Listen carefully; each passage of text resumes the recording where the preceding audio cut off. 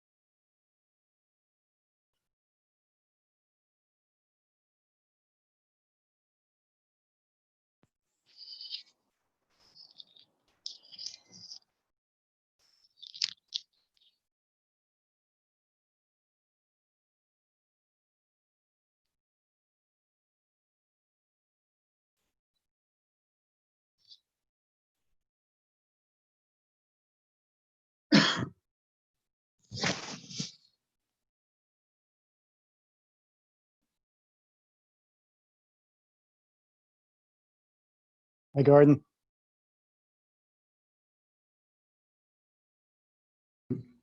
How are you? Good, thank you. Beautiful day.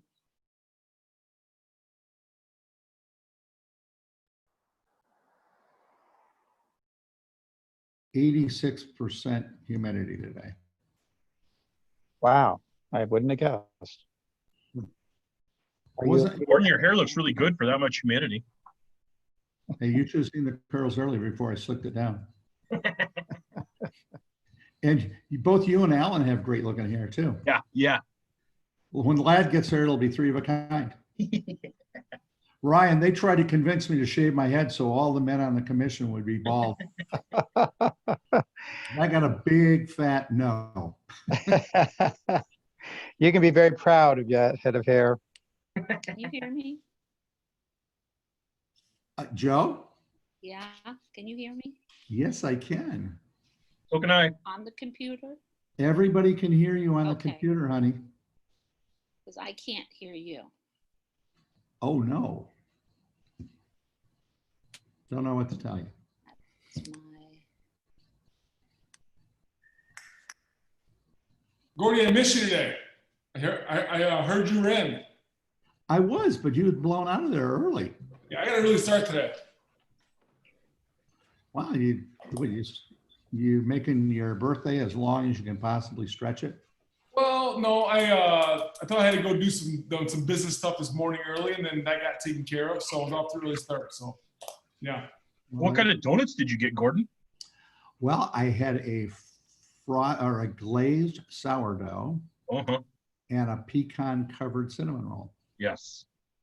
Both good choices. I get so many there, I should get a discount though. No. They don't have a commissioner's discount? You don't get the senior. You're a senior. We have a senior discount. You don't take advantage of that. I didn't know anything about it. Yeah, yeah. Seriously? It's funny. All my staff, they know you by name. Seriously, true story. Because both the girls texted me today. They go. I didn't even know it was your birthday until Gordon told us. Well, there's a young lady at Highwire who likes Batman, so she calls me Commissioner Gordon. Yeah, yeah. You go to Highwire often?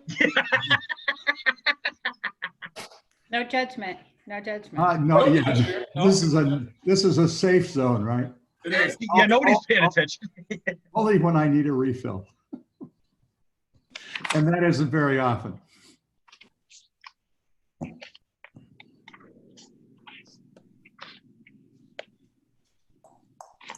Mary, how are you? Doing pretty well. It's been a crazy Monday though. Yeah. Yeah. How'd you golf Saturday? How'd you golf? Very on and off, right, Brad? Well, it helped. if Yeah, I Brad was there. didn't Heckle me. I didn't say anything. No, it was fun. We had a great time. Hot, which was great because I like that, but it was hot. Yeah. Yeah, very warm. The mayor was supposed to call me this afternoon, but got too busy to call me. Yes, it has been a crazy Monday. That is for sure. Mhm. Well, hopefully they'll wait until after the meeting or won't make a difference at that point. Well, a couple of things I already did talk to you. I was able to get a hold of you for a brief minute. Boy, it's amazing how fast news travels through this commission though. I gotta be honest with you. Hey, did you? Yes, I heard. Happy birthday, Alan.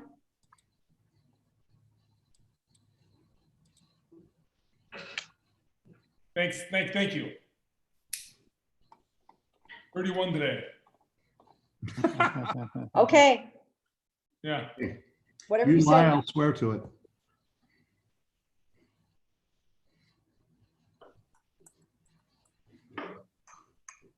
Oh, here comes Lad. Hold on to your seats. Ryan, I texted you like a book. I You tried did. calling you a little bit ago and then I texted you a literal book of questions. Oh, really? Yeah. All right, let me see. I don't have a text.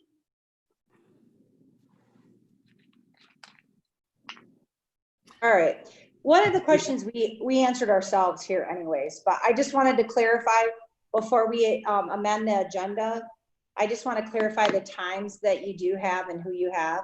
That was what I was wanting before I asked to have the agenda amended. Very good. Yes, 5:15 for Greg Elliott 6 o'clock-ish for Thomas. So then do you have Tracy for like 6:45 since we're allowing like 45 minutes between Greg and Thomas? I have since communicated some more with Tracy. There's been an unavoidable family death that is Okay. precluding her participation tonight. Oh, okay.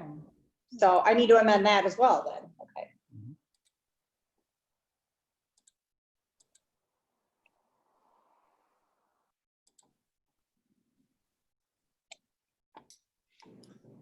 Sounds like we can take as long as we want. Yeah. Let's see what time it is. All right. It is 5 o'clock. Since we do not have Greg Elliott on here, I do not believe, is he on here to open up the meeting? I'm looking for him. Since he is one of the candidates, I did not think so. I don't have his the city administrator's exact speech on Zoom, but in the event of a Zoom bombing incident, we will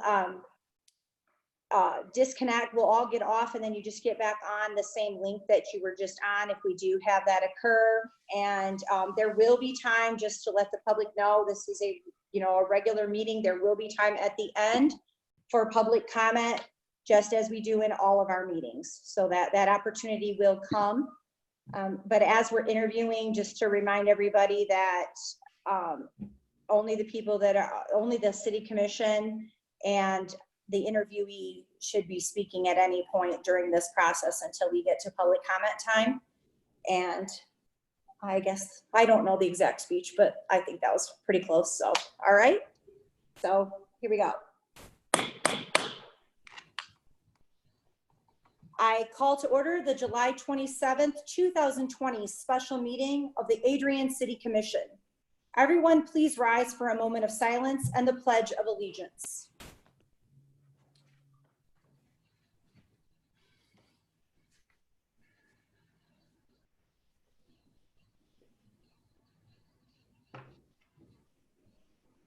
I pledge allegiance to the flag of the United States of America and to the republic republic which it stands, one nation, under God, indivisible, with liberty and justice for all.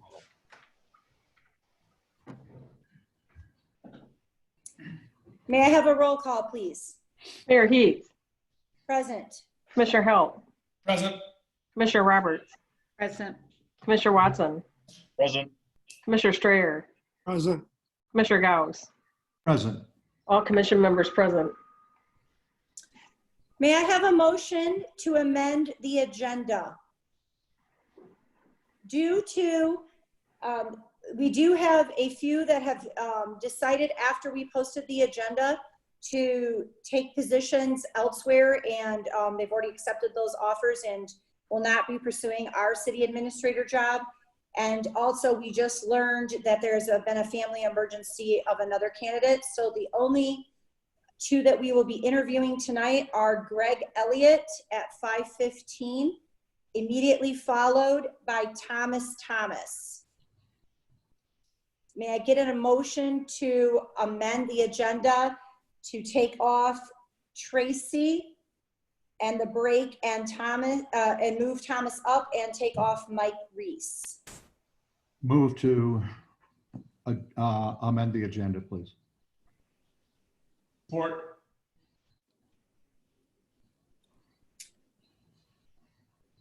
Are there any public comments?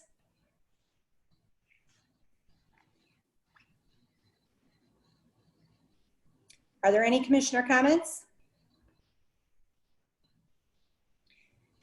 So I have a motion to amend the agenda with Greg Elliott at 5:15, followed by Thomas. And then it'll be the discussion of candidates followed into public comment and commissioner comments for our agenda. Motion from Commissioner Goss, second from Commissioner Halt. Roll call, please. Commissioner Halt, Yes. Commissioner Roberts, Yes. Commissioner Watson, Yes. Commissioner Strayer, Yes. Commissioner Gauss, Yes. Mayor Heath. Yes. Motion to amend the agenda to eliminate Tracy and to move up Thomas behind Greg Elliott is approved by unanimous vote. Okay, Ryan, is this the time that you would like to speak before we begin the interviews? It is. Greg just although, popped in. I don't know if it's appropriate or not. Commissioner I Watson, think- I'm taking care of that right now. Okay.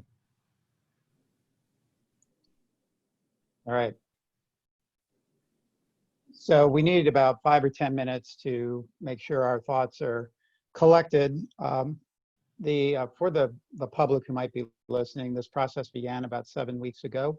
And we did the customary advertising and received the applications, and it was roughly 75 applications, and did the due diligence and brought you a list of candidates. From that list of candidates, you selected 6 to have further conversations, for me to have further conversations with in preparation for tonight. As was already noted, due to a number of circumstances, we have 2 tonight that we'll be interviewing.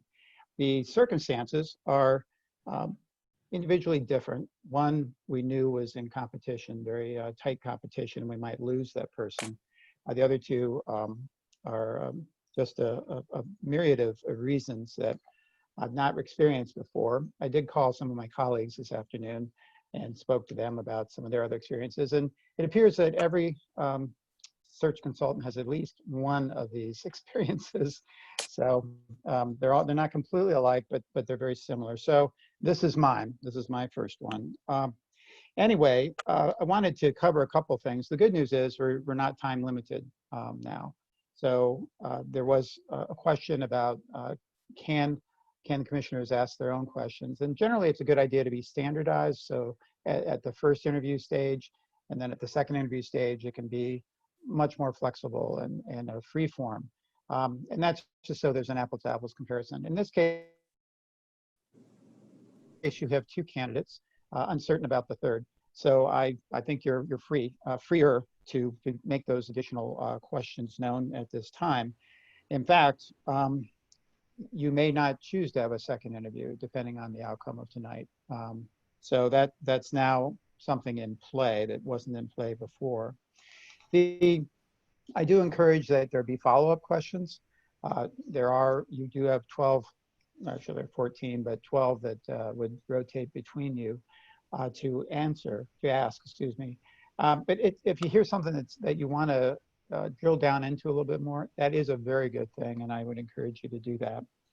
As you noted, the public are invited to make comments at some point along the way. More public input is certainly better and is usually encouraged. In this COVID times, can't happen exactly the way it used to happen, but there are mechanisms, and tonight's meeting is one way to do so.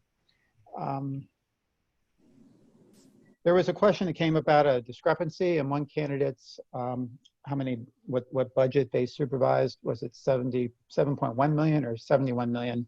That was our error. That decimal point was not intended. It's 71 million. That's the correct answer there. So you do have score sheets. They are used to facilitate and that you can refer back to. However, at the end of this process, they should be destroyed because that's nothing that is normally kept beyond this point.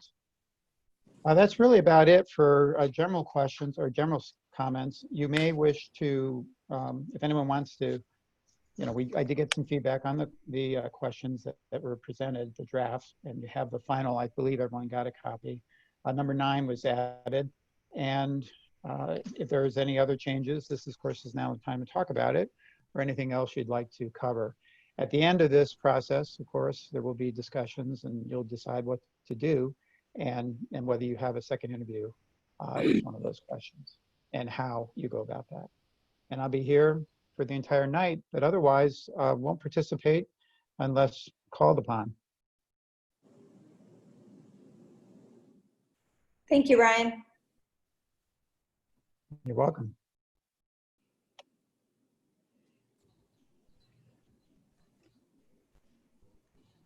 Do we want to let Greg in now? No, what's the plan with That's what I Tracy was asking. Baird? Tracy's, so I've been advised that I need to be a little bit general. I gave you a key variable that needed to be known. There appears to be a willingness to understand that this would hold you up. So on her end, that's very admirable. I can't quite discern, since the circumstances are such, I have not been able to talk to her in person because of her other commitments right now related to family, as to whether she really would like to be still considered. If I had to bet on it, I'd say she's probably got other things on her mind right now. So that's all I can tell you about her at this juncture. Tomorrow, I'm sure I could get you more information, or the day after, depending on what's going on. Since we're down to just 2 candidates, would it behoove us to open up the whole candidacy again? Or are we just going to continually run into this where people are going to take other positions or are no longer interested?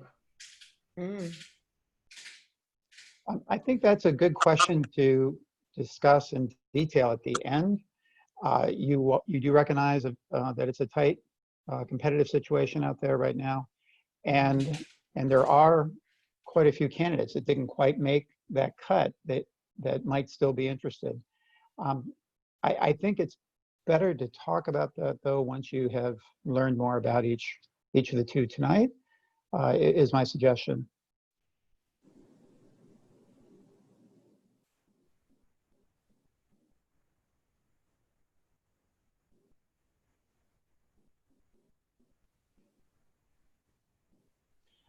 I will say that if that scenario is something the commissioner wanted to do, we would refer to it as leaving the position open, and of course use our social networking and other ways to continue to stimulate applications while you consider those that are already applied. That, you know, we would not want to have another advertising bill unless you chose to, because that of course adds up. There's no place for him to go meet. Tamaris, you're not on mute. Sorry.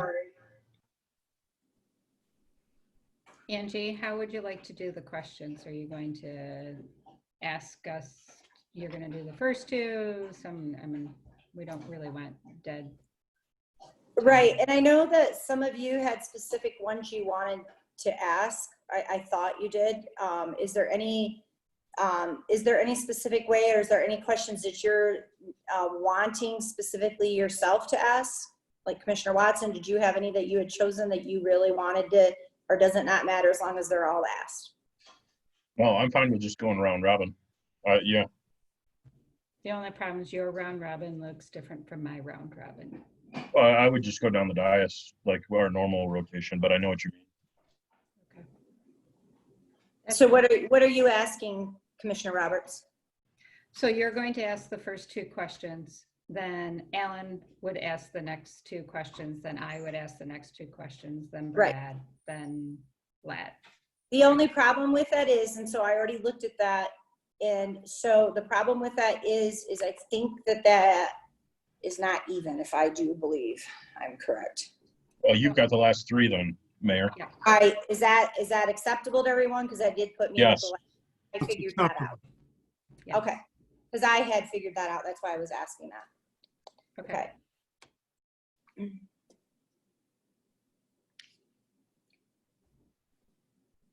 All right, let's roll. All right.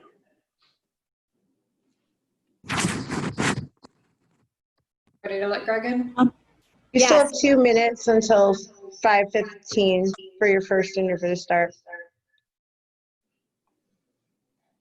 Does anybody know, like, is it just going to be that one of you will just come in and ask, you know, like question 3 and 4 then, or I don't want y'all trying to ask the question at the same time. We just decided, Angie, I thought. I know, was gonna so- ask 3 and 4. Oh, Alan is, okay. I didn't know we decided an actual order other than, okay. Okay. Down the row and around, the way we're doing our, the way Our vote. Robin does our roll call. Got it.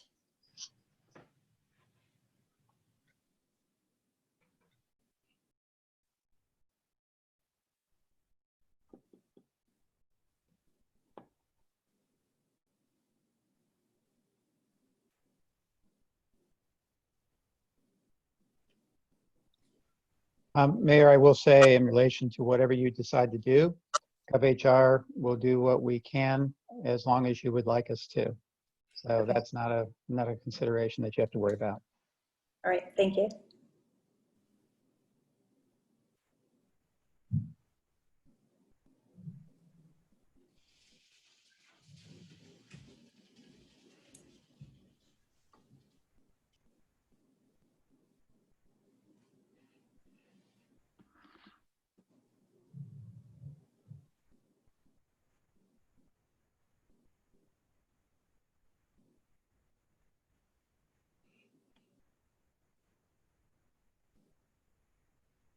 Michelle, it's 5:15. You can go ahead and let Greg in. Thank you. He's in. He's in. All right. Hello, Greg. Good evening. Welcome to our interviews for the city administrator position for the city of Adrian. I will begin asking a few questions and then we will go around and each commissioner will be asking you a few questions as we go, and I will be finishing that up at the end. And there may be additional questions along the way to follow up as we go along. All right? Okay. What interests you in this position and what is your current status of employment? I am your interim city administrator and community development director currently. So I wasn't really looking for a job, but I'm excited about this opportunity. You know, Nathan Bird was a big part of the reason why I decided to come to Adrian. I was disappointed to see him leave, but given that do so, I view this as an opportunity for me to kind of help carry forward what he had started here, provide some stability and continuity for the organization and frankly for myself in terms of this position. And when I came here, the idea that I would, this would probably be my last position of employment, that I would finish out my career here, and I would still like that to be true. I mean, it's certainly no secret that the city administrator's job pays a lot more than the community development director's job, and so successful in being appointed, that would give me the opportunity to really focus all my professional efforts here at Adrian.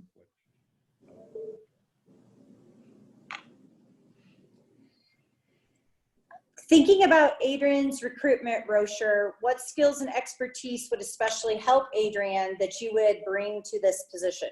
Do you want me to repeat it? No, I heard it. You know, I think throughout my career, I've been a pretty good judge of people.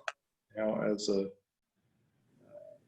both my professions, that's been important. I hired a lot of people when I was at Pittsfield, and I always tried to find the right fit for the position, not just in terms of what appeared on someone's resume, but what they were looking for, how they could grow with the organization,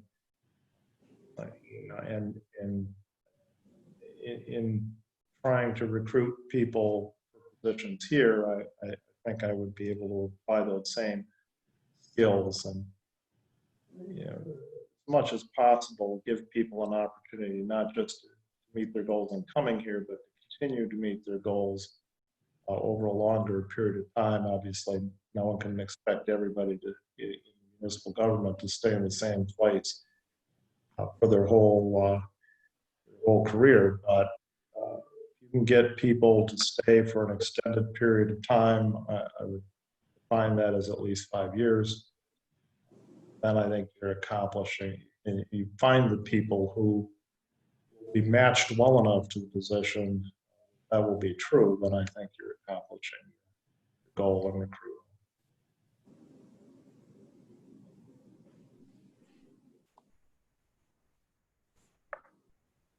All right. Am I up? Yes, you are. Okay. Greg, bear with me. This is kind of a lengthy question. It's kind of like a two-part question I'm thinking here. So how would you describe your style when you do meet with your leadership team?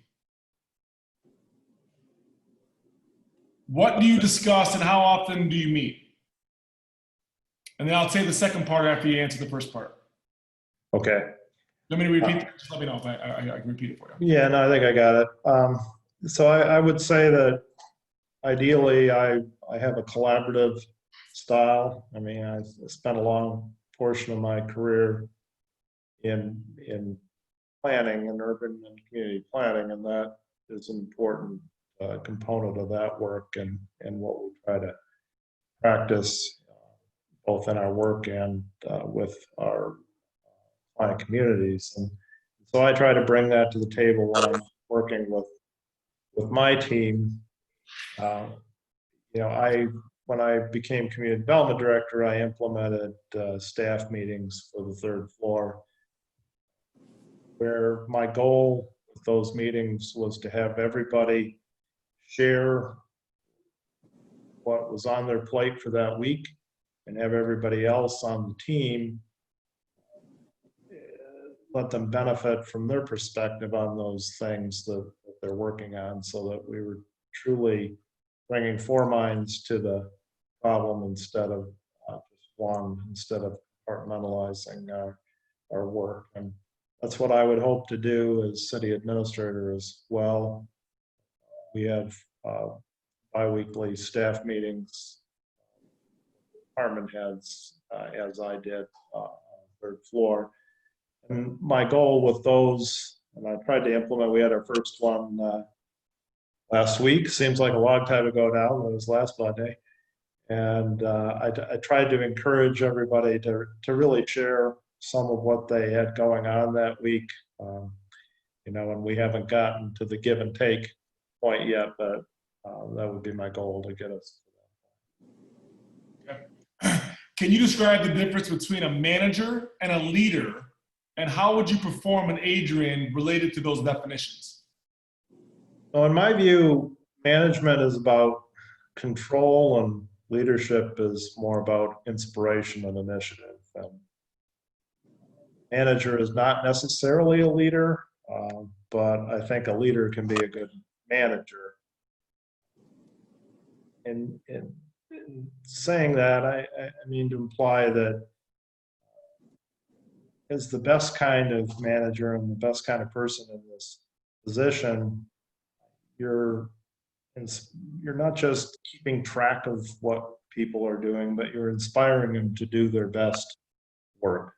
And that's what a leader does. And I think of myself as a leader. I've also said that my theory of management is paying attention. That's very important. But by that, I don't mean to micromanage, but I mean to be aware of people and what they're about, and in understanding them, you can better lead them. All right, question 4. Please describe the process you would utilize to recruit and retain talented staff.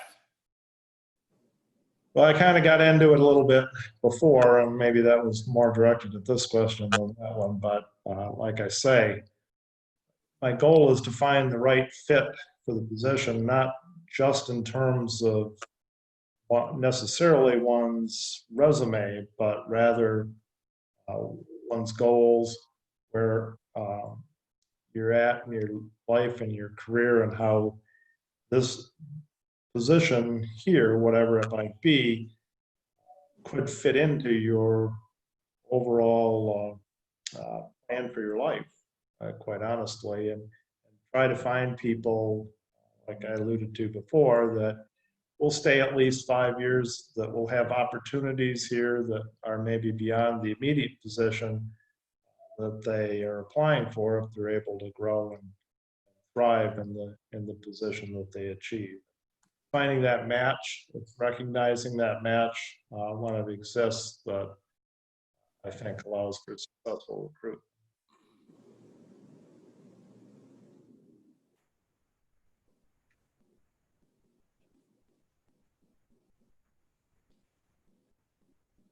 I'm up next, Glenn. So first one that I'm going to ask is, describe your personal style of interacting and communicating with the city commission. We've talked a lot about how you interact and communicate with staff members, but how would you communicate, and what does that look like with the city commission? Well, first and foremost, keeping you well informed and well apprised of what's going on in City Hall. Everybody's different. Been doing the job here for only 1 week. As I say, it seems like longer, but I've heard quite a bit from some of you, not hardly at all from others. Either way is fine with me. I want to give you all the information that you feel you need. Nathan recommended to me, and I did my best to carry it forward, the weekly update, which he termed the key to his success here. So I want to follow along with that, and did. But I think that's an example of what I think is important, which is give you all the information that you feel you need and be very transparent with you in terms of what we have going on a day-to-day basis. But all, in public meetings, my job is to be here, respectful, and be available to provide you with the input that you need to make your decisions. Okay. Now this next one is a little bit longer also, but I think you can handle it. So, collegiate institutions play an important role in economic development and quality of life. Have you had experience in working with a college or another large institutional presence? And what have you done to leverage the resources of significant community institutions?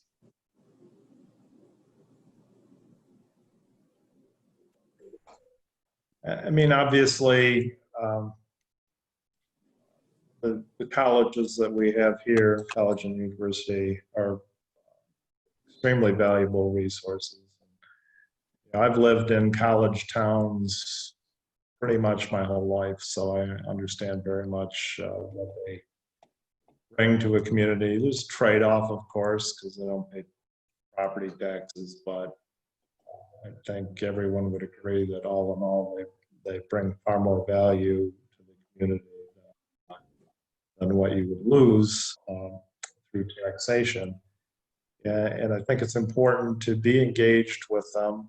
I have not, frankly, had all that much opportunity up until very recently here to be completely engaged with the college here. I see their representatives in different places. I look forward to being able to integrate them more into what we're doing. I understand they come from different places and have different philosophies, but the value of that knowledge base to, as you say, economic development is tremendous. We're in a smart zone here, which is a rare opportunity in economic development that only comes out of being a college town. We're actually a satellite of Ann Arbor Spark, but it's based on this being an area with tremendous educational resources. And part of the, as an example, I guess, one of the initiatives that the Smart Zone, which we share with Tecumseh, has been very interested in is the entrepreneurship education that the colleges here are doing, and devoting more resources in the Smart Zone to that than has been the case for some other things. So, yeah, it's very important. It's a real opportunity. as I say, I look forward to integrating them better into what we do in community and economic development and citywide. Thank you.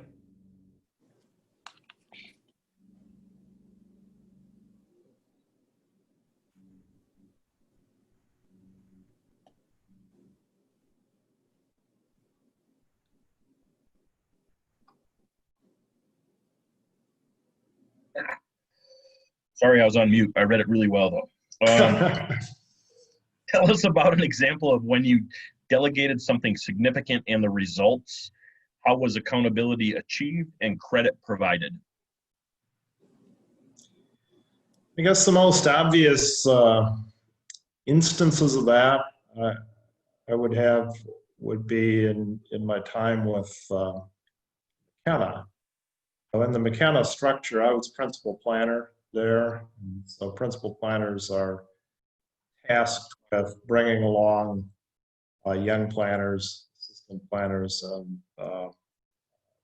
planners within the structure. And I had an opportunity to help train a number of them.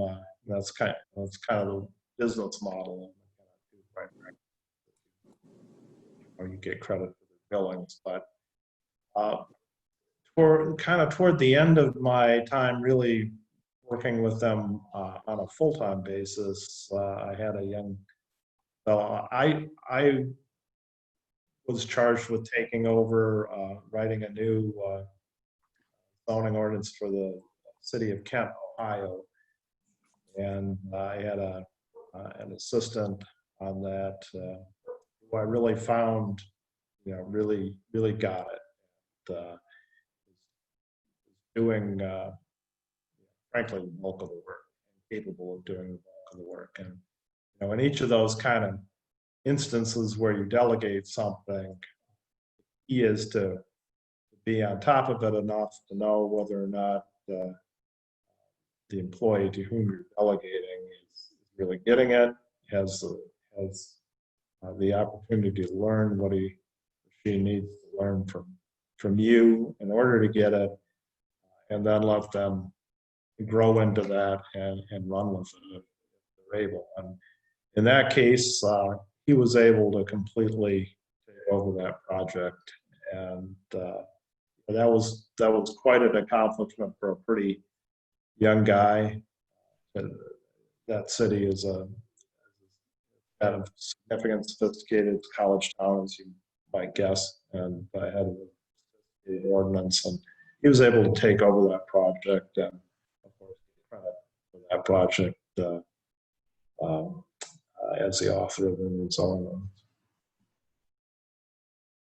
So can you dive into a little bit further of how you measured or monitored success when you had to get involved from the manager or the senior level standpoint, and just like how you allowed him to spread his wings, yet still had a good control over it to make sure that it was staying on track? Yeah, we had deliverables that we had to meet, and so I was on top of reviewing those, reviewing his work product, and seeing to it that we met the deadlines. For a while, I was on all the progress calls with the city, but when it became apparent that he had it, I was able to move on to other things, and he was able to run with that. It was a pretty significant feather in his cap. Thank you. Community involvement is very important to our city. Please describe how you would plan to personally become involved in our community. Yeah, as you know, I haven't lived here up to this point. It would be my intention to reside here if I were fortunate enough to get the permanent position. And, I think some of you may know that I'm during the time that I am here, which is during the workday, I'm pretty visible out and about, walking around, and that would be much more the case if I lived here full time. I try to patronize our local businesses, be visible within the community, be in attendance at community events. If I were fortunate enough to get the permanent position that I would expect to be here full time doing that. I people, of course, I'm in public. Thank you. Greg, my first question is finance related. Adrian's finances can be challenging. Our pension is not fully funded. We're at 66% funded, and over 40% of our total property value is non-taxable. How will you go about improving our financial position while still funding services for capital needs?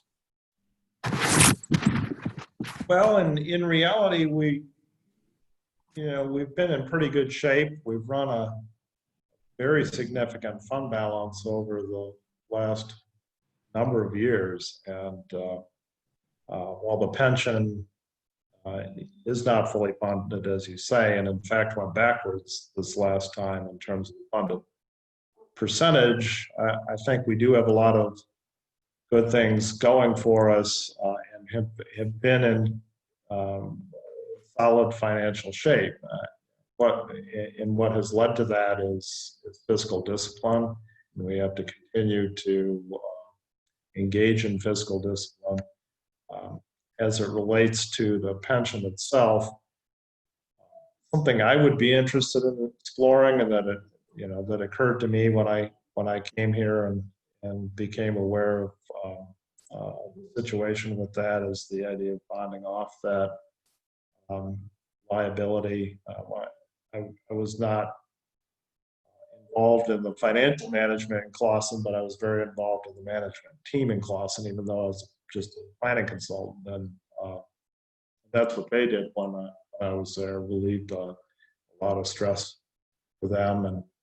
And just generally that, I think that's consistent with the idea of fiscal discipline. Know what your obligations are and make sure each year you're paying what you need to pay to meet them, and not rely on that fund balance to do it, but rely on your operating budget to do it. I think that from the third floor perspective, we have not necessarily aligned fees with services. The third floor is mostly fee-based operation, and it's important to make sure it is not, at least as the costs are defined, which include overhead, but it can include overhead. It's not currently paying for itself with the fees that it collects, and it should be able to pay for itself. Right? You're entitled to have it pay for itself. Now, you may choose to subsidize certain fees, that's fine, but you are able to collect a fee that pays for those kind of services. And we have to make sure that where we're doing operations that are fee-based, that we align those to the true cost. That might be something to look at in terms of boosting up the revenue a little bit, especially in light of what you say that a lot of our land is not subject to ad valorem property taxes. But in general, I do think we've been on a pretty stable financial footing from what I know. Okay, thank you. My second question is, do you have any reservations about serving as our next city administrator? What would your steepest learning curve related to this position be? For which goals listed in the recruitment brochure would you hit the ground running? I think I am on the ground running, frankly. I hope I am. It feels like I am. But, I have not, up to this point in my time here, been deeply involved in the budget. So obviously, I've got to really dive deeply into that to make sure I understand all its nuances. That would be my steepest learning curve, I suppose, in terms of relationships with staff and knowing my way around City Hall, I think I got that pretty well. I look forward to being able to go out, and I've had several invitations, and I look forward to taking people up on to visit the, the satellite facilities of the city where I don't work, make sure I understand who's there and what they're doing and what those facilities are. But in general, I think, hopefully we haven't missed a beat since Nathan left a little over a week ago. Okay, thank you. I guess it's my turn, Mr. Elliott. Tell us something about the team or project you were leading in the workplace that flopped. It just didn't work out. Well, I'm certain there have been many such projects. I mean, I've lost my share of lawsuits over the years, that's for sure. Won some too. Really big flop. I mean,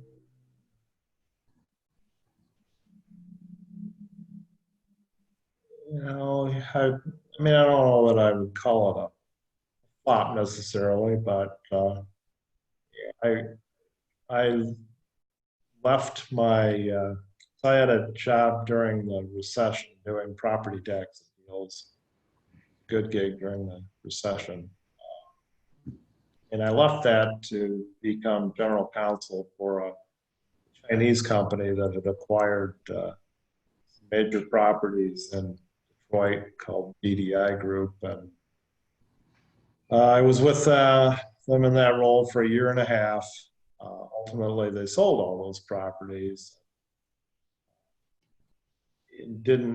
Not only didn't do the redevelopment that we had hoped they would do, but also evicted all the tenants and flooded the David Stott building with a couple million gallons worth of water. So I don't know. I surely I bear some responsibility for that because I was their general counsel. I don't know that I want to take all that responsibility on myself. That's about the biggest flop of my career that I can think of. Embarrassment. I felt embarrassed by the job they did down there and what they left in their wake.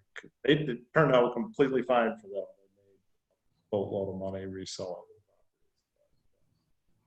It's not something I'm proud of being associated with. Thank you.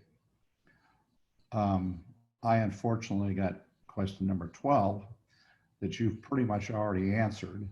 I'll read it to you, but anything you'd like to expand on, I would love to hear. How long do you think you'd like to serve in our city, and where would you live if given this opportunity? Well, I would live here. I haven't picked out a house yet. I had some ideas. I'm not sure I could avail myself of them quickly enough, but and as I say, I would like, without telling you exactly how old I am, I would like to finish out my career here, and it's more than 5 years. So, Thanks. stay as long as you want me to. Okay. Madam Mayor, I think it's up to you.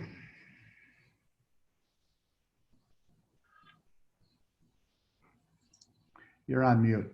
Angie. Sorry, forgot I was on mute. Does the salary level advertised meet your needs? Yes, it does.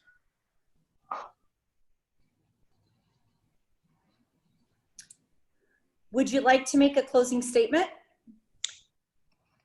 Sure, just very briefly, which is to say that I appreciate the opportunity and and the confidence that you've shown in me in letting me serve as interim city administrator. Frankly, not something that I aspired to when I came to Adrian, but I'm pretty humbled to be considered and very excited at the possibility of being able to build this.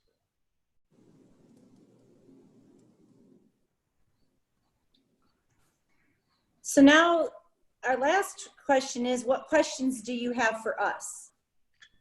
Well, the question I always ask is, what is your process going forward? I'm not sure you could answer it, but if you can, I'd be fascinated to know. I don't think we know that right now. That's fair enough. Today, after we're done with the interviews, yes. I think we could have told you that, but now it's all changed, so. Well, I guess as a follow-up, am I supposed to leave after this, or do I get to watch the next one? Since I already know what the questions are. That is a question I never got an answer to when Yeah. you asked that earlier, and I did not get an answer. I was checking again to make sure. Mayor Heath, in the yes. past, when we've had public interviews, the candidates have been allowed to stay and watch interviews that took place after theirs.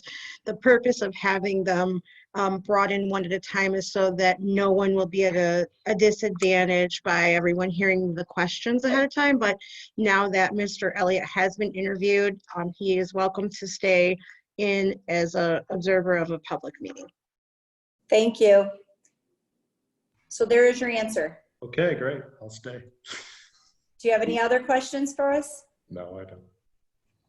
Madam Mayor, Yes, it- Gordon? Or, sorry, Commissioner Gauss. whatever. Is this where we're going to have an opportunity to ask some of our own questions? Yes, this is your opportunity now. Okay, well, I don't have to go first. I just want to make sure I'm not left out in the cold. Go ahead.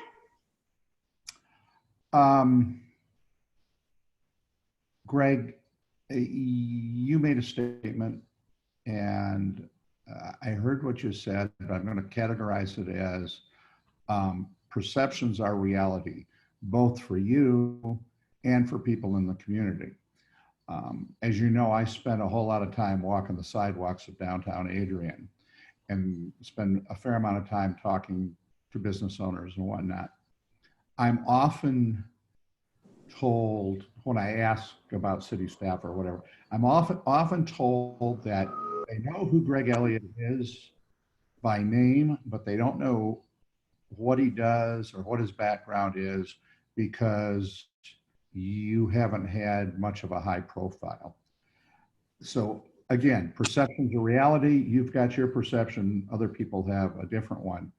How could you change that, or would you change that if, assuming that the business owners are correct in their perception? What could you and would you do to change that? Well, I think so. First of all, I don't necessarily seek a high profile. I don't know that that's my job, but I'm willing to have it if that's the commission's desire. You know, I think going forward, whether I'm in this role or my role as development director, we're going to have substantial opportunities for public engagement through our master planning process that we're involved in. Yeah, interestingly enough, we just talked about that with Giffords today, and it's a challenge because of COVID. Normally that would involve substantial open houses, would all be there, the public would be coming in. We're trying to envision how to do a virtual open house in its stead. But you know, things like that, and so we have our we have our public hearing on social districts, for example, coming up next week. Those kind of opportunities for the public to engage with us, people avail themselves of it, are ways that they can get to know us, not just me, but all the staff that are involved in those things. You know, I attend and have pretty much always during my time here attended all the DDA meetings. At those, as I say, once I'm here in town, you know, I may not eat out as much as Commissioner Frayer, but I eat out a lot. And you know, it would certainly be visible to people that want and approachable people if they want to get to know me. But, you know, to your point, we can also all do more and be engaged with our businesses and going into those businesses and just chatting and seeing how things are going. It's a little more challenging right now, but it won't last forever. Those opportunities will be there. Thank you. I've got one other question. During the past year, you've had the opportunity to work in City Hall and better understand the needs of our community. As specifically as you can get, could you tell us your vision for how to move, or for moving the city forward? What do you envision, and what's your plan for doing that? Well, that's a challenging question, because the direction of the city isn't necessarily for me to set, it's for all of you to set, of course. For me to implement, should I be fortunate enough to be administrator. But moving it forward in whichever direction it is the commission chooses, in whichever directions, different directions on different things. You know, the hope I have is to create a more collaborative city hall amongst our department heads and employees. I don't want to suggest that Nathan did do that. I have the highest regard for Nathan Bird, and as I said at the beginning, I really kind of want to carry forward what he's already started in having a place where all employees feel valued and the administrator's door is open for them. But you know, as I don't feel like I'm giving you as specific an answer as maybe you would like, but you know, I think that's an answer to be had through me working with the City Commission on your strategic planning and you know, and implementing that to accomplish the things. Thank you. That's all I have, Mayor. Mayor Heath, I have a question. Yep, go ahead, Commissioner Watson. I don't think your resume necessarily shows your leadership in terms of number of people or the size of the organization. Some of them can be pretty simple or singular, but I don't think that I grasp all of it. You know, City of Adrian has 100+ employees. Leading a 100+ employee organization is tough. Talk to me about why you're qualified to do that. Well, so going back to the Pittsfield days, I did have a fairly significant staff there. Off the top of my head, I can't remember the exact number, but it was probably around 30 people in my combined departments, community development and utilities, both of which were for most of my tenure there, part of my tenure there. You know, and the question I answered at some point in this process, I guess for Ryan, was what my experience was with collective bargaining. And during my time there, the non-union, other than police and fire employees, organized with AFSCME, and I participated on management's committee that negotiated their first contract. I think that the employees there welcomed my participation on that committee, because they've always, I think generally, staff that has worked for me has viewed me as a pretty honest broker. Likewise, while my staff here is pretty small, you know, I feel like I've been very supported by them and supportive of them. By a couple of them being on the call watching tonight, even.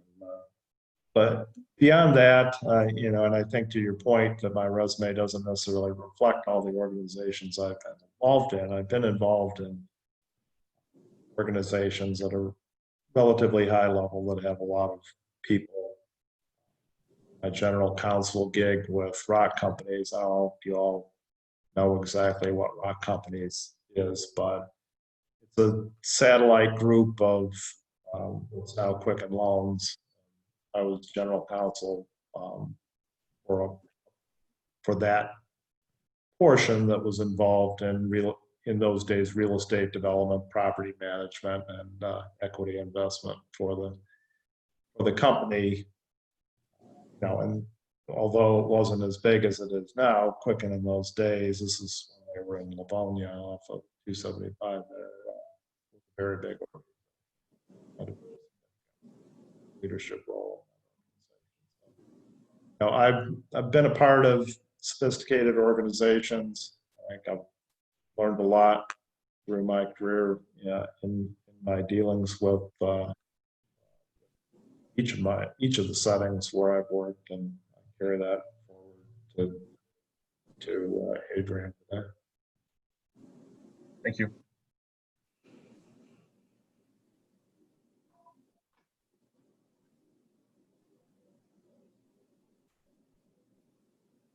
Are there any other questions by any of the other commissioners?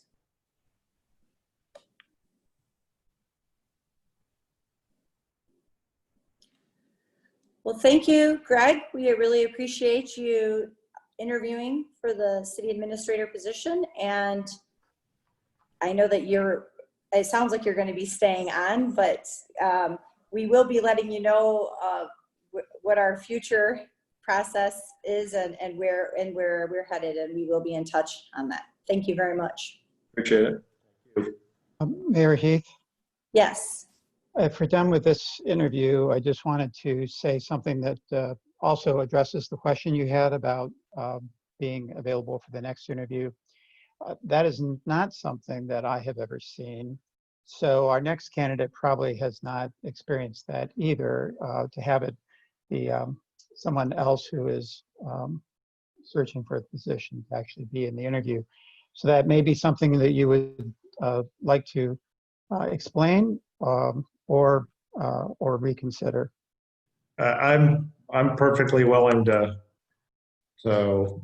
butt out. The lights just went off. Maybe that might be some indication that I'm supposed to, but I'm perfectly willing to duck out. And if you're going to have some deliberations at the end, if somebody can let me know when that's going to transpire, I'll just come back in at that point if that makes more sense.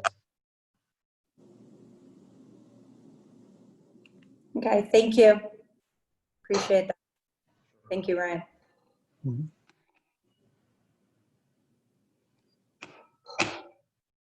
We are very close to the time that we promised to Thomas, so just let us know when. I'm trying to keep track here.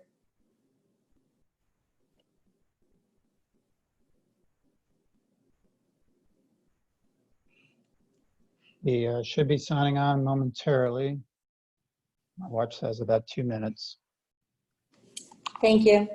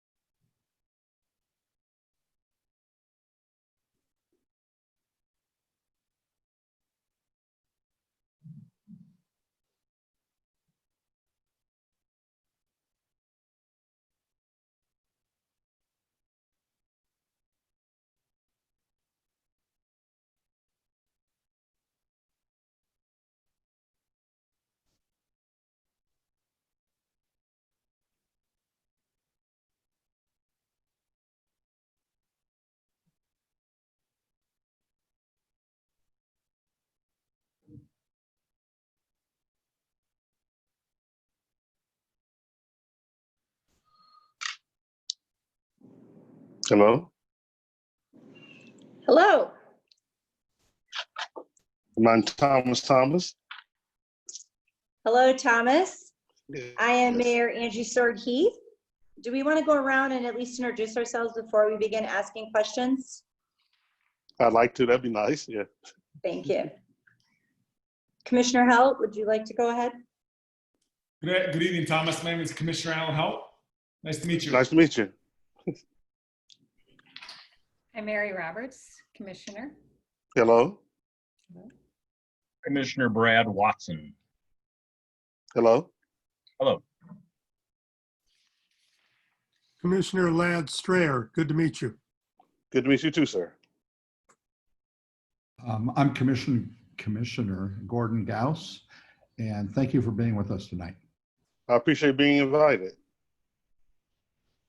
Thank you. Sorry that we're, having to do this via some strange circumstances during this time, having to do this via Zoom. I know it's a little hard to connect and feel a part of it being over the computer, but I hope that you'll bear with us in case there's any lag on our questions or anything, because we've noticed it a little bit tonight. But thank you very much.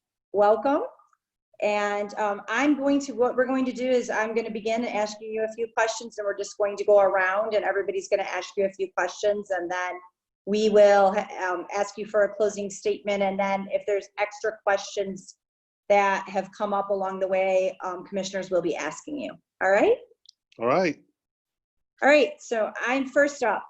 What interests you in the city administrator position here in Adrian, and what is your current status of employment? Well, I'm not employed. It's during the summer, and there's no substitute doing anything during the summer period. So currently, I'm not doing anything right now. What interests me in this position is I like the size of the community. I like some of the duties described in the job description, the super my profile, economic development, redevelopment, dealing with the downtown, living in a college community, switching from industrial to trying to develop out those colleges and working with them in the community. I like the location as well. I've had an opportunity to watch some of your council meetings. I like the dynamics of the mayor and council, how they work together. So just a few of the things that attracted me to applying for the job. Thinking about Adrian's recruitment brochure, what skills and expertise would especially help Adrian that you would bring to this position? Well, as I said, I have an expertise in redevelopment, development. I have an expertise in public-private partnerships. I have an expertise in finance and reorganizing departments. I have an expertise in team building, consensus building, doing visioning process for what you want your downtown to look like, what you want your community to look like, doing a community development process. So many of those different skill sets, I think, will be an asset to the organization. I have 25 years of experience in local government. I've been a budget analyst and an associate planner. I've done 2 comp plans, 1 downtown redevelopment plan. I've done strategic financial planning. And I think those many things will be an asset to the organization.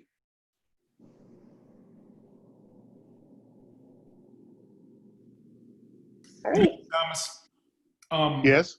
How would you describe your style when do you meet with your leadership team? What do you discuss and how often do you meet? Can you describe the difference between a manager and a leader and how you perform in Adrian related to those definitions?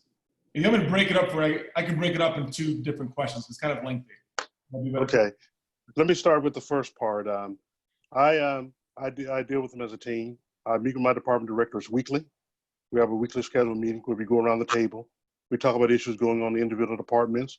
We see how we can help them achieve those goals working as a team. I also have individual meetings with department directors in case there are certain things they don't want to discuss in a group at the time, do problem solving. I also go out in the field with department directors, see what kind of projects they're involved in, so I can help them achieve those goals. So weekly meetings with department directors, work on agenda issues, working in on the annual goals that we set as a group for each department directors, and so I can help them achieve those goals. And secondly, meeting with them individually, so different projects or different types of problems we have personnel-wise, I can help them achieve those goals. The second part was being a leader. Yeah, what's the difference between a manager and a leader, and how would you perform in an Adrian related to those definitions? Well, as a manager, I'm working with department directors. I'm helping them achieve their goals, giving them the different tools to help them to be successful, and setting those parameters to help them achieve those goals. As a leader, I learned that being a leader from my grandfather, who ran 5 stores when I was growing up. He led by example. He led by not asking someone to do something you're not willing to do yourself. I get to work early. I'm probably the person who leaves the latest, and I'm leading by example by showing them how you achieve those things. Next question. Please describe the process you would utilize to recruit and retain talented staff. Well, when advertising a position, I try to give an opportunity for people within the organization to move up. And by doing that, I give them the opportunity to get a training, continuing education to prepare them when those opportunities become available. I advertise positions nationwide. I go through a recruiting process of outlining types of questions I would ask. I'm looking for people who've had leadership skills, achieving goals. I'm looking for someone to have the experience doing those jobs. I'm also looking for people that know how to work as a team as well. In my experience, I've had the opportunity to recruit for police chiefs, fire chiefs, directors of public works, directors of parks and recreation. So I've had the opportunity to recruit all those different levels. In my last job, when I left, the assistant city manager became the new city manager because I prepared her. My job before that, when I left, I prepared the director of public works. He was able to move in to become the city manager. So I've had the opportunity to promote internally through training and preparing them, and also going out nationwide recruiting, finding the best possible candidates. Not to mention, because I've been in this job 25 years, I built up a network of good qualified candidates I can pull from as well. Thank you. Hope that answered your question, sir. Thank you.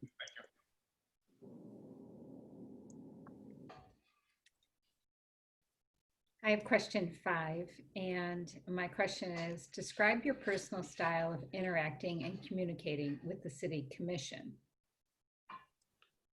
Well, it depends on the mayor and council. I prefer, if possible, to have weekly or bi-weekly face-to-face meetings with the elected body, one-on-one. Try to find out the issues that are going on in your community and or sections of town, because sometimes I find I can solve some problems that aren't necessarily a policy decision, things I can take care of as a manager dealing with service delivery. I make myself available. If you have a very busy work schedule, I'm available through Skype, through Zoom, through email, through text. I also make myself available after hours to meet with you, depending on your work schedule. But I like to meet with you on a weekly basis if possible to find out issues of concern. And I make myself available during the after hours to meet with you as well. I find out what issues of concern are yours. I find out what motivated you to run for office. I find out what drives you to remain in office. And I said, if I'm not being successful, I'm not helping you to become successful. Thanks, Thomas. Hold on, I have to turn my page. Okay, it kind of switched on you a little bit when I was in the middle of answering your question. Oh, that's fine. That's fine. So this question deals with the colleges. So collegiate institutions play an important role in economic development and quality of life. Have you had experience in working with a college or another large institutional presence? And what have you done to leverage the resources of a significant community institution? During my time in Rock Island, we have Augustana College there. I work with them on a regular basis. I met with the what was that? You have Augustana College. Augustana. Okay. Augustana College is in Rockville. It's in Rock Island, Illinois. They were a private college. I work with the university president on a weekly, monthly basis. I built up issues to deal with them about housing. That was a major concern there. Dealing with bringing properties up to code, how we worked and partnered on that. They did upgrades of dorms and facilities during my time there. We worked with them as a team to make sure those things went smoothly so they wouldn't miss timetables about students moving into dorms. And I also dealt with public safety issues related to students coming on and off campus, making sure it was a safe community to work in. I dealt with economic development projects regarding them. They owned a piece of property. I helped them work to negotiate to sell for a developer. So it was an ongoing relationship. I try to meet with them on at least a monthly basis. I became familiar with all the projects they were dealing with on the community. I became familiar with all the issues dealing with the students that was on the campus, and whenever they came off campus, to make sure it was a safe and inviting community. And I made sure that we had students come to our meetings on a regular basis to have some sort of level of interactions. They would have to know, they would know what the government's involved in, and also like to know what their issues are. Before that, during my time in Macon, Georgia, I dealt with Mercer University there. It was a university that was a four-year college and also had a law school. I worked with them on developing a master plan because they were very close to our downtown area. We wanted to make sure that they began to build out housing to accommodate the students that were there, and make sure it was a safe community, and make sure that they were converting homes, dealing with, there was an issue concerned students that were non-related living in dorms and making sure they were brought up to code and housing. And we had to make sure it was done in a very team building way, so it wouldn't be a shock when someone showed up and we had 4 or 5 students living in a house and it wasn't up to proper code. So we worked with them on those different types of issues. So it was a constant use of engagement. We developed a master plan, how we wanted to build out, because they were buying up properties, because they wanted to make sure that their professors lived near the campus. So work with them along those ends as well. Thank you.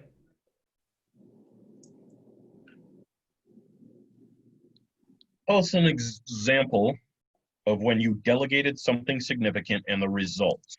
How was your accountability achieved, and how did you provide credit?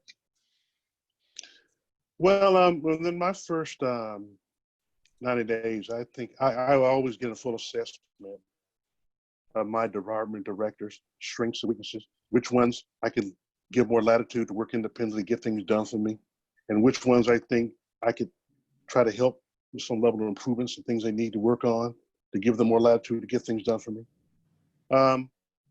One project I worked with my director of public works when I was in Rock Island, Illinois. We do street assessments every 2 or 3 years, and we found out about up to 45% of our streets were at the poor level. As you know, living in a community where you have the changing climate, expanding, contracting of the streets wear down a whole lot quicker. And we set aside a certain amount of funds each year, and we assess our streets, and we decide which streets we're going to work on the first. My director of public works came in with an idea of doing hot asphalt for certain streets. It was something we'd never done before. It was a way to have it be done a whole lot cheaper, and it allowed us to do more streets during that first year. I went on some tours from other communities that had done it, and I gave him the latitude to try it out. It was an incredible success, and I made sure that the mayor and council know that when we went through our budget and capital improvement projects, he's the one that brought this to my attention. He's the one that showed me it could be successful, and I gave him the latitude to go out and get it done. And that was a great example, and it showed him he had the ability to work independently and achieve certain projects, and I gave him the full credit for it as well. Thank you. Community involvement is very important to our city. Please describe how you would plan to personally become involved in our community. Well, being a city manager is a 24-hour job. I go to any city events that you may have. For instance, in the past, when we've had Labor Day parades, I'm driving one of the go-karts or one of the golf carts during the parade, handing out candy to the kids. When they're not only just public events, when they're homeowner association meetings, I go to those meetings and make myself available to work on those issues. If a mayor and council member wants to have a commission meeting in a neighborhood, I go to those meetings to provide a certain level of expertise as needed. So I make myself available to all public events. I make myself available to city events, and I become involved in the community. If there are certain issues, in other places I've worked, I've been heavily involved in Rotary, where community projects are being done, and I'm involved in helping those projects getting done. So I know it's a very public job. My wife and my children understand that as well because they participate, and they know that's part of the job as well. Thank you. My first question involves finance. Adrian's finances can be challenging. Our pension is not fully funded. We're at 66%, and over 40% of our total property value is non-taxable. How will you go about improving our financial position while still funding services and capital needs? Well, I began my career as a budget analyst, and I've done a lot of strategic financial planning in my career. From the first thing that I look is I get a full feeling for your finances. I've only looked at what I've seen on the web, but I get a feel for what your goals are, what you're aiming to achieve. I start looking at the capital projects, things you're working on, whether they're on track or not, whether they should be done this year or the next year. And also, I'd like to get some feedback with the mayor and council as well. I like to do annual retreats with the mayor and council, sort of do a little visioning and where you want to go with your projects and type of goals you may want to set for the finances as well. But I do zero-based budgeting. I do performance-based budgeting. I build the budget up from the bottom up. And by going through that process, I find out where I could find things that make things to streamline them a whole lot better. I've also, during my time when I was in Rock Island, Illinois, I negotiated 5 labor agreements, which could have a huge impact on your budget. During my time there, I negotiated 5-year labor agreements. That was unheard of at that time. But by doing that, it let me better budget out those next 5 years, knowing what those expenses were going to be. So a lot of little things I do.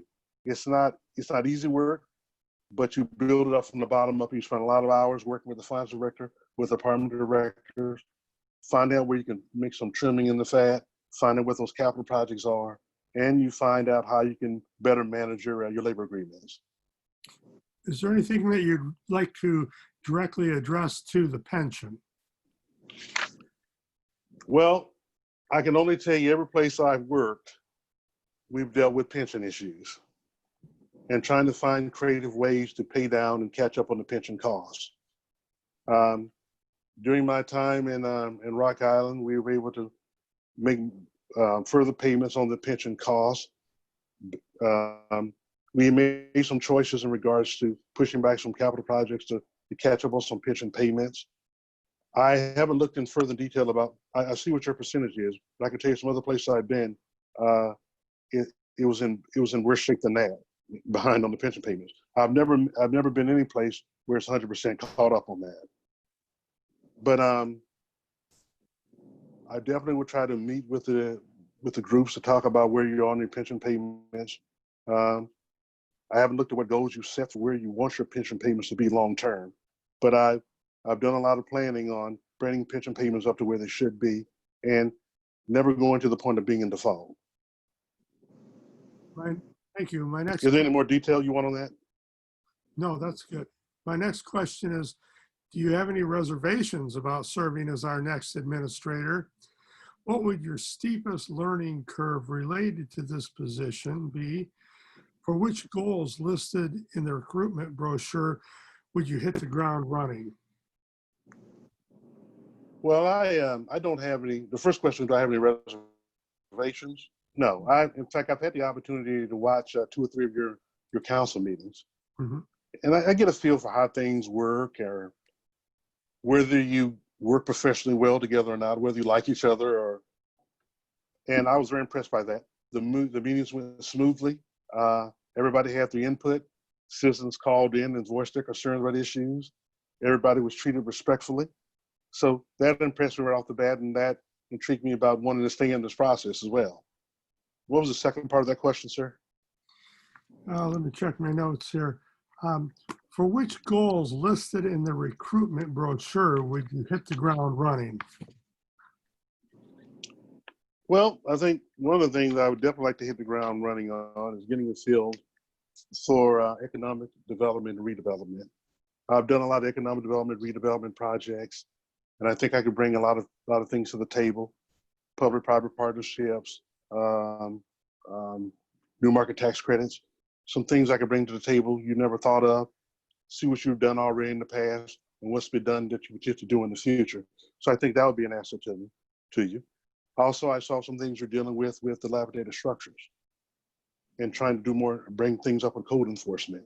I've been involved in other places where I brought us up to date on the new code standards, because sometimes people don't want to go into those new code standards because it could have an impact on structures that are already there.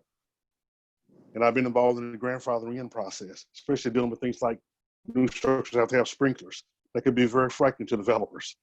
And I've been involved in that process and bringing them up to standards.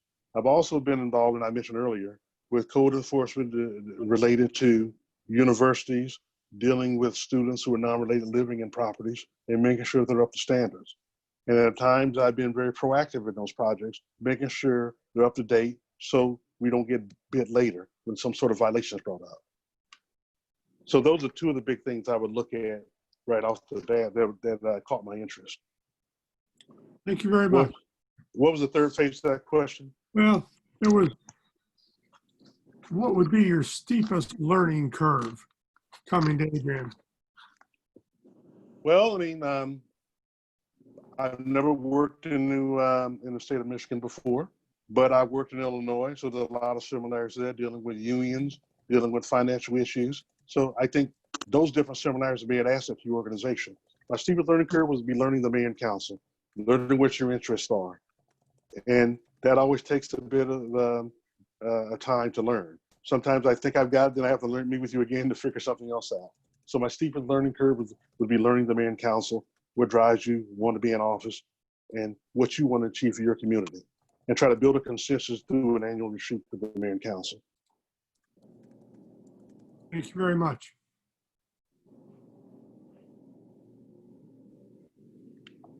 Gordon, you're on mute. Sorry. Oh, no problem.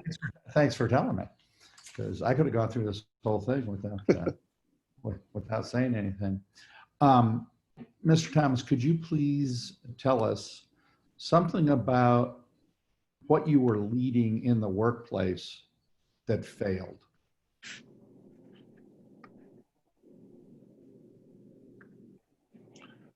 Oh yeah, I had a big project during my time in Rock Island. We were trying to bring in a super Walmart, and over a 3-year period, working with the mayor and council and a realtor, we were able to relocate 15 of our Rock Island businesses from that location to another location in Rock Island. And in doing so, we helped them build out. They had more employees. We brought them to disparity areas in our community that were underdeveloped, which allowed me the opportunity to use new market tax credits for the first time. And we were able to clear the site, 15 acres in a matter of 3 years. It was set for development. Walmart came in and reviewed the site, and it was prepared to develop. And at the last minute, Walmart decided to make some changes in super Walmart sites around the country. And we had a number assigned to it and pulled out the last minute. That was a huge disappointment. But the positive part, we had 15 businesses that got relocated. They are now still prospering even there today. And we have a potential site ready for future development. So that was a disappointment, but we had some positive achievements from it as well. Thank you. The next question is, how long do you think you would like to serve as a city administrator here in Adrian? And where would you live if given that opportunity? Well, I would live in Adrian. Every place I've ever been a manager, and I've always lived in those communities. It helps me better understand the issues going on there. It also helps when I have to make some changes that can impact fees and taxes. They know they can potentially have an impact on me as well, as opposed to living outside the community. My commitment there, at minimum, I would come in looking to be there 5 years. At that point in time, you still want me to be there, I would look to go on further, potentially be there 10 years. Thank you.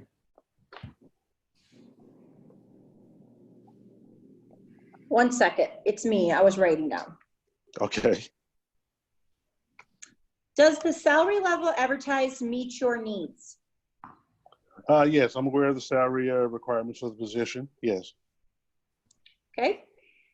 So before I go ahead to ask you for a closing statement, I would actually like to entertain any other questions that the commission may have that you have come up with as we've gone along in this process. And ask you to go ahead and state your question. I have a question, Madam Mayor. Go ahead, Commissioner Goss.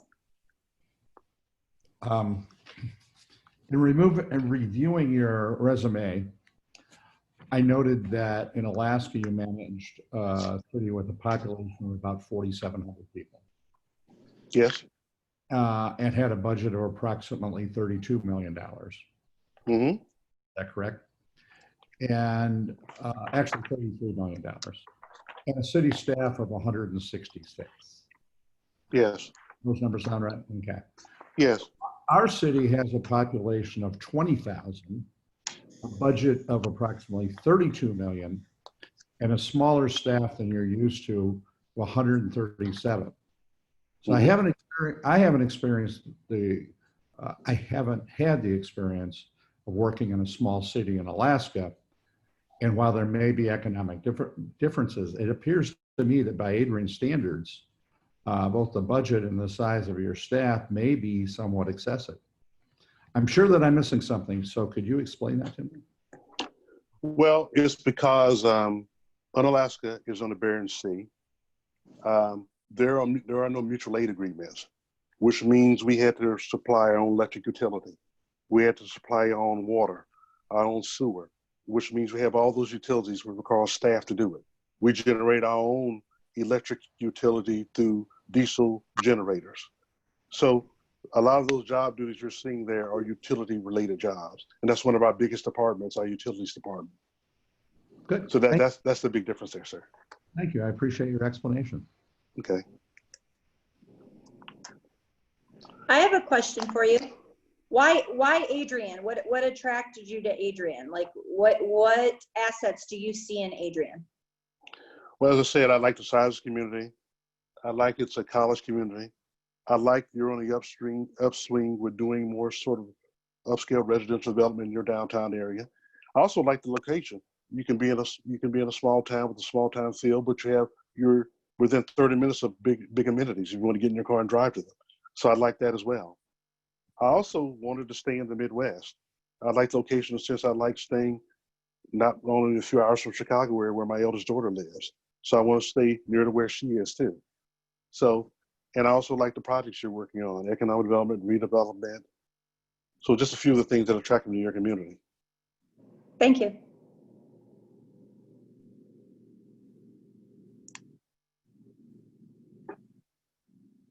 Does anybody else have any other questions before I ask for a closing statement?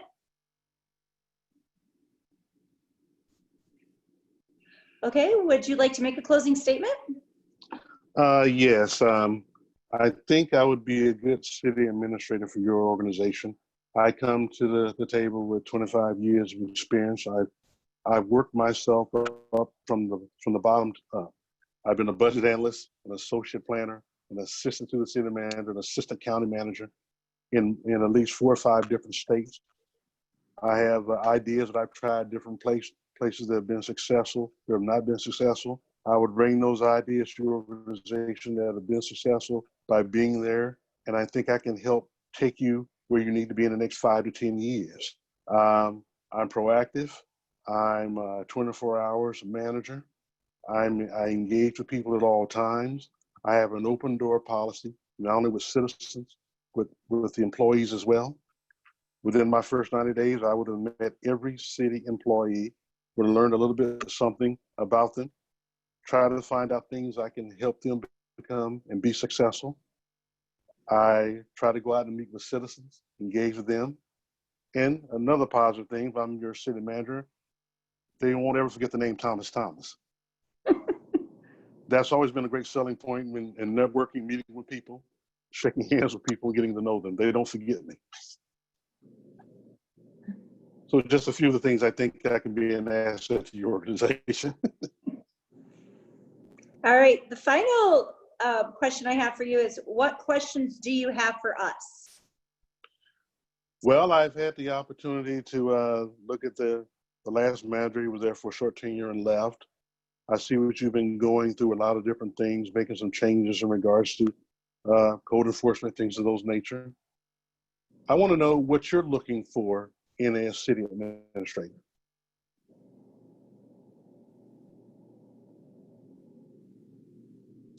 Are you putting that to me, or what are you going to answer? Anyone.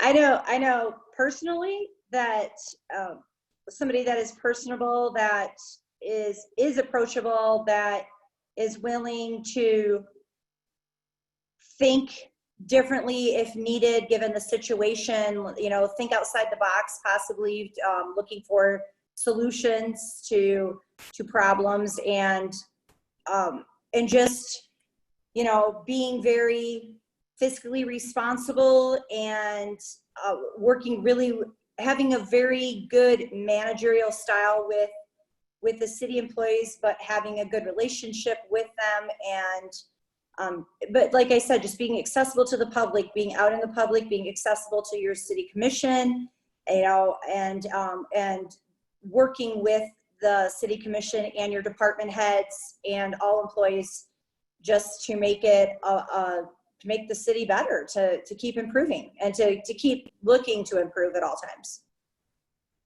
Thank you. Anybody else want to add to that? Yeah, I will. I'm looking for a visionary.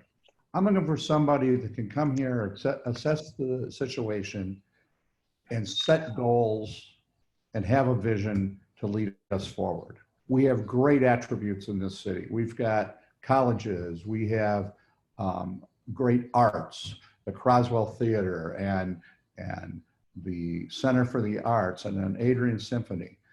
But that's not everything. That doesn't make us perfect. But I want a visionary that doesn't just wait for the commission to tell them what we want done.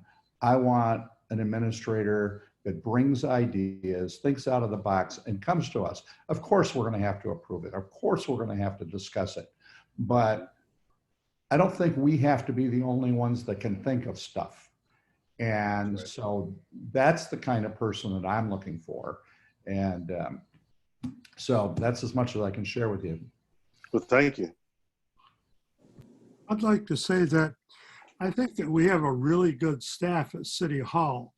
And I would like to see an administrator who relies on their expertise rather than micromanages any of our departments. We have people with a lot of experience, and I think that I guess I know I want to see somebody that works well with them. Mm-hmm. I understand.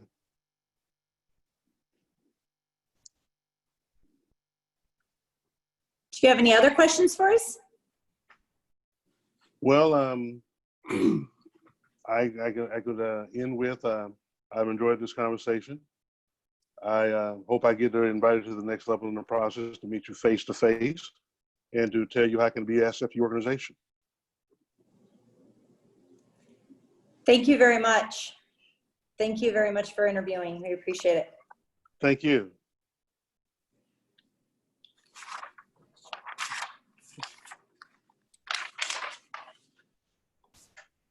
So should Mr. Thomas stay online and we invite Mr. Preston? I'm gonna, not Mr. Preston. You want me to leave, or I could just push the leave What? button?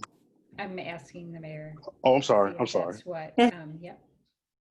If that's what We, you- at this point, we will have a discussion of the candidates before we go to public comment. So, I mean, it is a public meeting. They can stay on it according to what I've been told. So I don't know if we can necessarily tell them they can't be on here. So I guess it's up to them. Is that correct, Tamaris? That is correct, Mayor, and I believe that Mr. Elliott plans to re-enter the meeting, and there he is. So you have both candidates present now. Okay. So it is not public comment time. I'm just reiterating that. This is just the commission discussing the candidates at this point. We will open it up for public comment after our discussion is complete.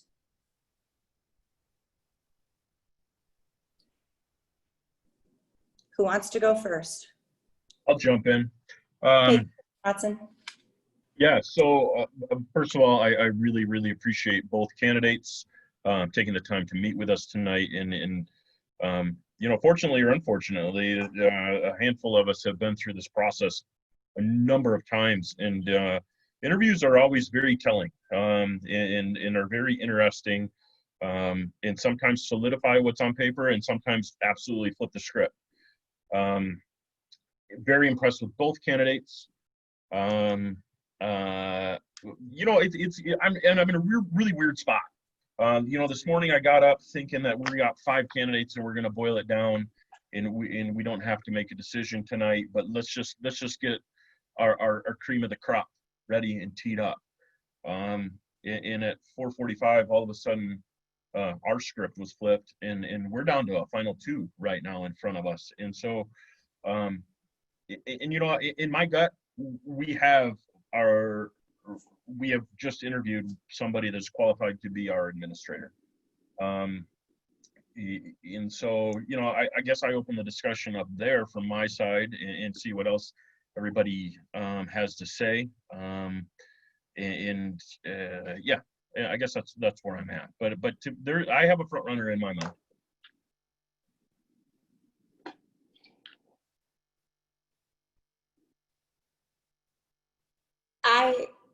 I will agree with that, Commissioner Watson, and I feel the same way, that I definitely do have a front runner in my mind.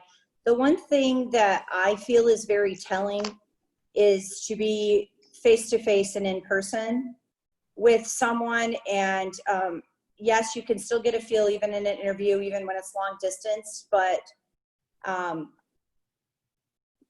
know we're not necessarily like discussing maybe what our process is going to be, but I just feel like I still would like to see that face-to-face interview with both candidates. It's up to what the commission decides, but I just feel like you learn more, and some people are more relaxed in a far away process as opposed to face-to-face, and some are more, more comfortable in that face-to-face, and you learn more about them in that situation. Just something to think about as we move forward. I feel though that we have 2 really great candidates here, and I will say that there's been a lot of great information that necessarily wasn't on paper that we've learned tonight. I'd like to say that even though we are really down to 2 candidates and we didn't expect to be in this position tonight, I think I would prefer to continue to move forward with the original process, and so that we do have our face-to-face. I guess I'm surprised where we are right now, because I was very impressed with both candidates, and I agree. I probably am leaning one way more than the other at this point, but I think we should move forward like we had planned. Yeah, I'll jump in here. Again, like Commissioner Watson said, I think that we all got a curveball thrown to us at about, between 3 and 5 o'clock. Again, that's why interviews are always important, because, you can have your mind set on one thing, but communicating with different candidates, I think you learn a lot about individuals. I think, Greg and Mr. Thomas both qualified for the job. Getting down to 3, as I anticipated coming in the night, with the one that had some family issues over, I guess I was prepared to make a decision tonight based on the interviews. I don't think I am now.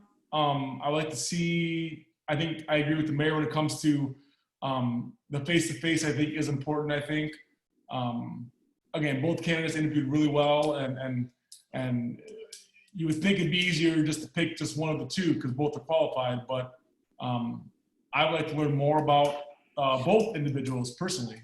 Greg's been with us, but I would like to, learn more about his style, and Thomas has a wealth of experience. I think that's a huge plus for him. So again, I was prepared to make a decision down to 2, but I am not ready right now. So.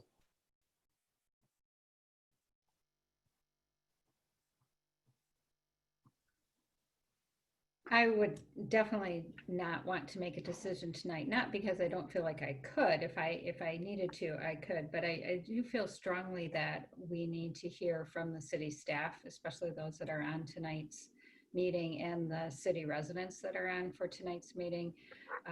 And we need to hear from them before we make a decision. I know it is our decision to make, but I still think it's important that we have that communication with the city staff and residents. Reiterating everyone, yes, both qualified candidates in a couple of different ways. I do like their answers about managerial experience and leadership and being inspirational. Very, very good answers to some of the questions. So yeah, I think that we need to continue, and I would be in favor of inviting both of them for face-to-face interviews next week. I agree with the other commissioners. I too thought we'd be able to make a decision tonight. And in some ways, it's very exciting to know that we've got two very strong candidates. And I would hate to roll the dice tonight and just pick one of them. I think bringing them in, the body language that you see during a face-to-face interview is a big part of making the evaluation. And I think we should take advantage of it. The only question I've got is, what would the face-to-face look like? 6 feet apart, Commissioner Gauss. Well, duh. So, but where would we do that and have a place for the 6 or 7 of us and anybody from the public who wanted to come? We're going to do this, down at Island Park under the pavilion, or, I'm trying to understand. We actually have a plan in place. The city staff has tested the facilities. What we would do is we would have you in the city chambers along with the candidate. Robin and I would likely be in a separate room within the chambers, and you would probably do your interviews there, and then we would run it live and have an opportunity for proper communication to take place for the public to watch and be able to interact, comment, send questions, so on and so forth. But the city staff have already tested that this past week in preparation for your in-person interviews. I was confident that you would have the answer. Thank you very much.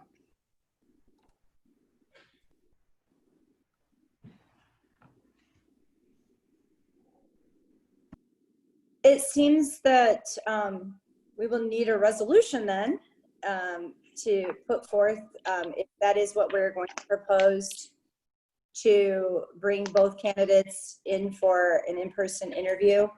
I know that we were, sorry, I started to get a low battery. I got to plug myself in here. Sorry.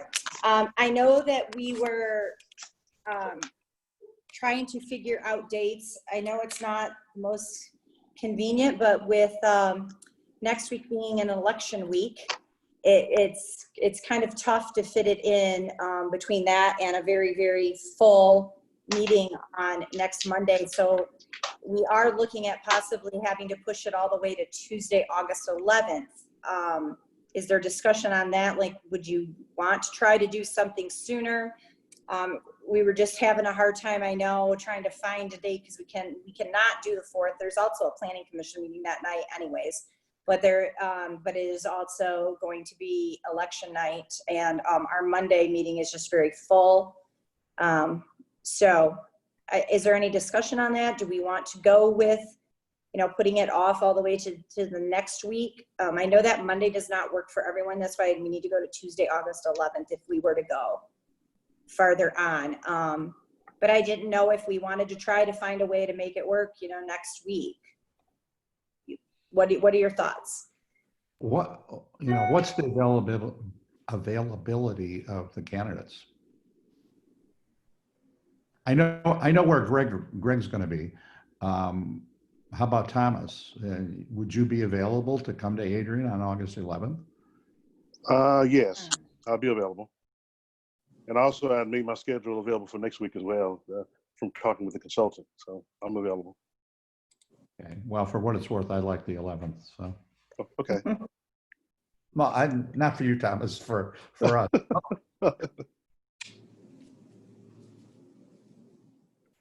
I'm fine with the 11th. I'm good with the 11th. Sure. It works.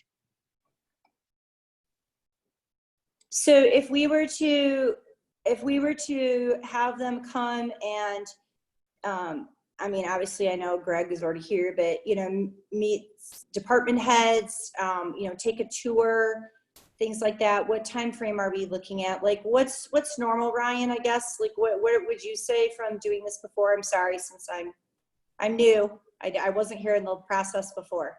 Right. Well, it's typical that, as I think I indicated to you one other time, that there's some meal, you know, involved, but I think that's not a good idea in this case.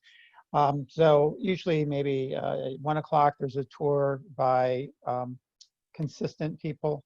And in this case, you probably want to drive separately, have an itinerary and get out and then talk.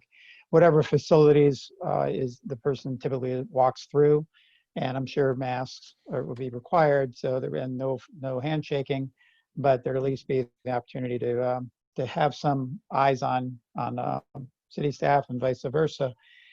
Then probably at 3 o'clock have the other tour, other person, same tour guides, and with a culmination of 5 o'clock interviews, once again scheduled, probably 45 minutes each. Now, the Zoom part involving the citizens, that would be new to us as well. I think it's a great idea.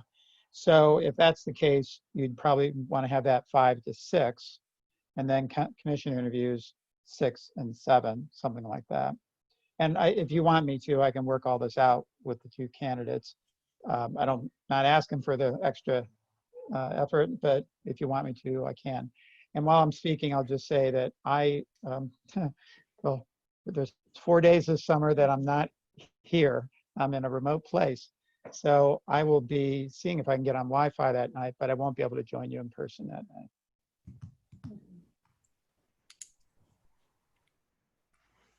So moving forward, may I get a motion to conduct our second round of interviews with both candidates, Greg Elliott and Thomas, on Tuesday, August 11th at 6 p.m. So So moved. moved. Support. Okay, who's doing it? Brad. Okay. Was that Brad? Brad, did you first that? Yes, I did. And who is the second? Mary, was that you? Mary Roberts. Okay, thank you, Brad. Is there any public comment about the second round of interviews with both candidates being on Tuesday, August 11th at 6 p.m.?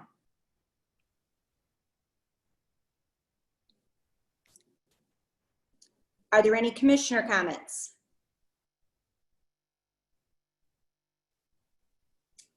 I have a motion from Commissioner Watson with a second from Commissioner Roberts to conduct second interviews for candidates Greg Elliott and Thomas on Tuesday, August 11th at 6 p.m. Roll call, please. Commissioner Roberts, Yes. Commissioner Watson, Yes. Commissioner Strayer, Yes. Commissioner Gauss, Yes. Mayor Heath, Yes. Commissioner Halt. Yes. The motion to set up interviews with Greg Elliott and Thomas for Tuesday, August 11th is approved by unanimous vote. Now, I do not believe there is anything else we need to discuss further. Is that correct, commissioners? Do you feel I can go on to public comment? I would just like to reiterate, if you weren't, I apologize, but if there are people on the call tonight, anyone, city staff, city residents, if they would like input into either candidate, please use our city email addresses and send us your comments. Apologize if I stepped over what you were going to say, Mayor. No, you're fine. You're fine. Thanks, Commissioner Roberts. So now it is public comment. Just to reiterate, there's a 3-minute time limit. And for the record, please state your name and address.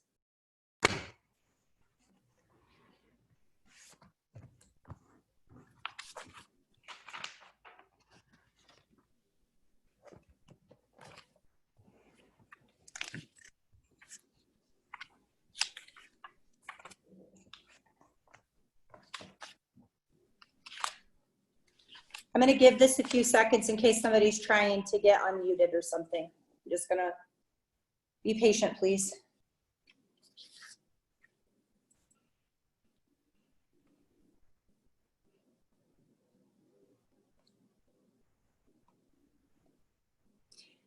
All right, I'm not hearing any public comment. Are there any commissioner comments?